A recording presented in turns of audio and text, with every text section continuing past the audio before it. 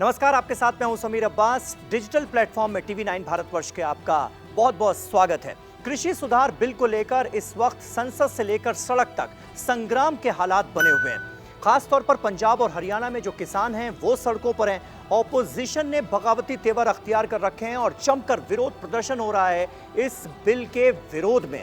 आलम यहां तक आ गया राज्यसभा में तो कि नौबत जो है वो झड़प की आ गई। कल हमने देखा किस तरह से चाहे वो आम आदमी पार्टी के सांसद संजय सिंह हो, कांग्रेस के राजीव साटव हो या फिर डेरेक ओब्रायन जो कि टीएमसी के सांसद थे, वो तो बिल्कुल उपसभापति की चेयर तक पहुंच गए। और नतीजा ये हुआ है कि 8 सांसदों को निलंबित कर दिया गया है सदन की कार्यवाही से।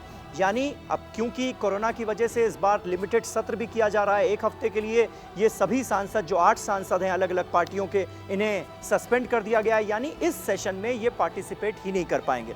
इसके विरोध में ये सभी सांसद आज बहुत देर तक राज्यसभा में सदन के अंदर बैठे रहे और कहा, ये सरकार पर आरोप लगाया कि ये सरकार की तानाशाही है जिस तरह से उन्हें सदन से निलंबित किया गया है और सदन की कार्यवाही में हिस्सा नहीं लेने दिया जा रहा। उसके बाद गांधी प्रतिमा के पास जाकर ये सांसद बैठे और तमाम विपक्षी सांसद वहां पर एकजुट नजर आए। दरअसल मुद्दा जो है वो ये है, क्योंकि बात किसानों की है और किसान जो हैं वो इस देश के अन्नदाता माने जाते हैं। इस देश की नब्ज से जुड़ा हुआ है कृषि का रोजगार और यही वजह है कि कहीं ना कहीं जो सारी पॉलिटिकल पार्टियां हैं, जो ऑपोजिशन पार्टियां हैं, वो लामबंद होती हुई नजर आ रही हैं, एकजुट होती हुई इस मुद्दे पर नजर आ रही हैं। अब सवाल यहां पर यह उठता है कि ये नौबत आई क्यों और ऐसा क्यों होता है कि एनडीए की ही एक पार्टनर, पुराना घटक दल है अकाली दल, उसके कोटे से जो केंद्रीय मंत्री थी हरसिमरत कौर, उन तक को इस्तीफा देना पड़ता है। क्योंकि देखिए सरकार यहां पर यही कह रही है कि ऑपोजिशन मामले को भटकाने की कोशिश कर रहा है, किसानों को भ्रमित करने की कोशिश कर रहा है और इसके चलते अपनी राजनीति चमकाने की कोशिश की जा रही है। तो ऑपोजिशन जो है वो पलटकर सरकार से ये सवाल पूछ रहा है कि अगर ऑपोजिशन भ्रमित करने की कोशिश कर रहा था, अफवाहें फैलाने की कोशिश कर रहा था, तो क्या उन अफवाहों के झांसे में आपके अपने घटक दल भी आ रहे हैं? अकाली दल को भी आप समझा नहीं पाए। ऐसी नौबत क्यों आती है कि सरकार के अंदर शामिल एक दल की मंत्री हरसिमरत कौर को इस्तीफा देना पड़ता है? आप अपने इतने पुराने सहयोगी को जब समझा नहीं पाए तो आप कैसे उम्मीद कर रहे हैं कि ऑपोजिशन की जो पार्टियां हैं वो समझ जाएं और विरोध प्रदर्शन ना करें? दरअसल एमएसपी को लेकर बड़ा जबरदस्त विवाद है और इस प्रावधान को यहां पर समझना होगा। सबसे पहले मैं बात करता हूं कि नुकसान क्या है। नुकसान की अगर आप लिस्ट में जाते हैं तो जो किसान संगठनों से आप बात कीजिए या जो विरोध प्रदर्शन कर रहे हैं किसान, उनसे बात कीजिए या फिर ऑपोजिशन पार्टीज के नुमाइंदों से बात कीजिए, उनका ये कहना है कि अभी तक किसान अपनी उपज को पंजीकृत कृषि उपज मंडी समिति, आमतौर पर एपीएमसी के नाम से हम इसे जानते हैं, अगर एपीएमसी के बाहर यानी सरकारी मंडियों के बाहर, आसान शब्दों में अगर कहा जाए, सरकारी मंडियों के बाहर बेचते हैं तो राज्यों को राजस्व का नुकसान होगा। पहली बात ये, क्योंकि इसमें कहीं ना कहीं किसानों को यह अधिकार दिया गया है कि आप अपने राज्यों से अलग दूसरे राज्यों में जाकर भी अपनी फसल को बेच सकते हैं, तो यहाँ पर राज्यों को राजस्व का नुकसान होगा। वहीं क्योंकि वो मंडी शुल्क जो होता है वो प्राप्त नहीं कर पाएंगे, ये बिल्कुल क्लियर है। वहीं अगर पूरा का पूरा जो कृषि व्यापार है वो मंडियों के बाहर चला जाता है तो कमीशन एजेंट्स जो कि इन मंडियों और किसानों के बीच पुल के तौर पर काम करते हैं, कमीशन एजेंट, उनका भी रोजगार चला जाएगा, उनका धंधा चौपट हो जाएगा।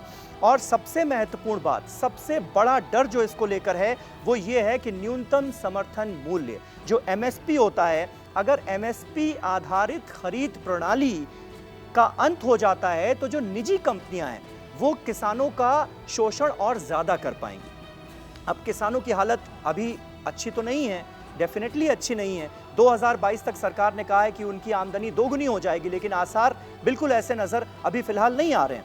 तो निजी कंपनियों का शोषण और बढ़ जाएगा। अब ये जो डर है कि एमएसपी खत्म हो जाएगा और निजी कंपनियों का शोषण जो है वो बढ़ जाएगा, ये डर जो है ये किसानों को खाए जा रहा है। पॉलिटिकल पार्टीज जो ऑपोजिशन की हैं वो कह रही हैं कि इसी वजह से कह रही हैं कि ये किसानों के लिए डेथ वारंट पर साइन करने जैसा है, इसलिए हम साइन नहीं करेंगे, हम इसका विरोध करेंगे, हम किसानों की आवाज जो है वो बुलंद करेंगे।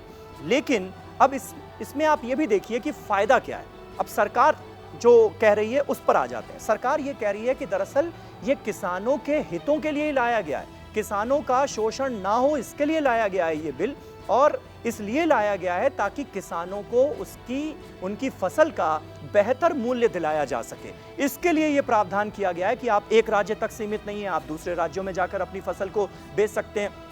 अगर आपको ये लगता है कि सरकारी मंडियों में, एपीएमसीज में आपकी फसल का उचित मूल्य नहीं मिल रहा है और कोई प्राइवेट वेंडर है वो आपको ज़्यादा पैसे दे रहा है, तो आप ये स्वतंत्र हैं इस बात के लिए कि आप या तो सरकारी मंडी में जाकर अपनी फसल बेच दें या फिर उस प्राइवेट वेंडर को भी आप अपनी फसल बेच सकते हैं। तो ये हमने स्वतंत्रता दी है, ये हमने आज़ादी दी है और ये किसानों के हित के लिए है, ये सरकार का कुल मिलाकर कहना है। और साफ तौर पर यह भी कहा गया है कि जहां ज़्यादा उत्पादन हुआ है उन क्षेत्र के किसान कमी वाले दूसरे प्रदेशों में अपनी कृषि उपज को बेचकर बेहतर जो प्राइस है वो ले सकते हैं।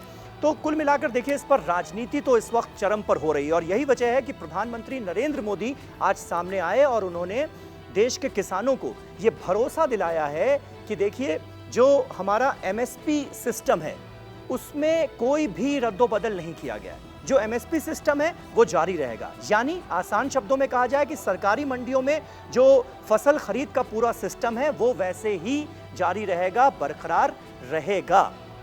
प्रधानमंत्री की तरफ से यह भी कहा गया कि स्वामीनाथन कमीशन की रिपोर्ट जो देश में कृषि सुधार को लेकर सामने आई थी, जिसके बारे में हम सब जानते हैं, जिसकी सिफारिशें अभी भी पूरी तरह से अमल में नहीं लाई गई हैं, लेकिन इस मौजूदा सरकार ने कुछ कोशिशें की हैं उस पर अमल करने की। तो प्रधानमंत्री की तरफ से यह भी कहा गया कि जो लोग आज विरोध कर रहे हैं वो ज़रा खुद के अंदर झांक कर ये सवाल पूछें कि उन्होंने स्वामीनाथन कमीशन की रिपोर्ट पर इतने सालों में क्या काम किया था।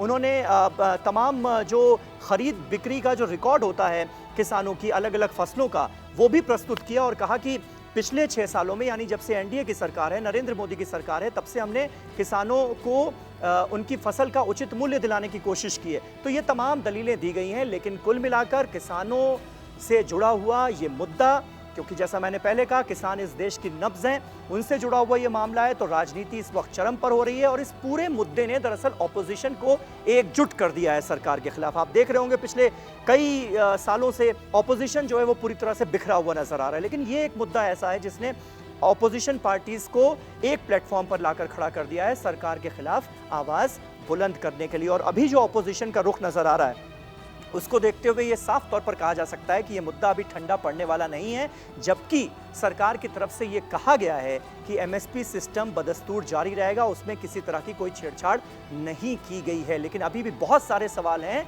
जिनका जवाब आने वाले वक्त में सरकार को देना चाहिए। किसान संगठनों से बात करके, पॉलिटिकल पार्टीज से बात करके, जैसा कि ऑपोजिशन पार्टीज कह रही हैं कि आपने इतना बड़ा फैसला ले लिया, कोई ऑल पार्टी मीटिंग नहीं की, हमसे कोई राय नहीं ली, किसान संगठनों की राय नहीं ली और तानाशाही से इस बिल को पास कराने की कोशिश की गई, जिसकी वजह से ये विरोध हो रहा है। तो इन तमाम सवालों का जवाब आने वाले वक्त में सरकार को निश्चित तौर पर देश के सामने रखना पड़ेगा और होना ये चाहिए कि सबसे बातचीत करके किसी एक बिंदु पर पहुंचा जाए और ताकि ये जो स्थितियां हैं, ये जो सवाल हैं, इनके जवाब मिलें और किसानों के दुख दर्द जो कि पहले से ही बहुत ज़्यादा हैं और बहुत कुछ नहीं किया जा सका है बीते सालों में किसानों के लिए, उनकी आमदनी बढ़ाने के लिए, तो कम से कम किसान और दीनहीन ना हो, उनके दर्द का अंत हो, इसके लिए कोशिशें बहुत ज़्यादा ज़रूरी हैं।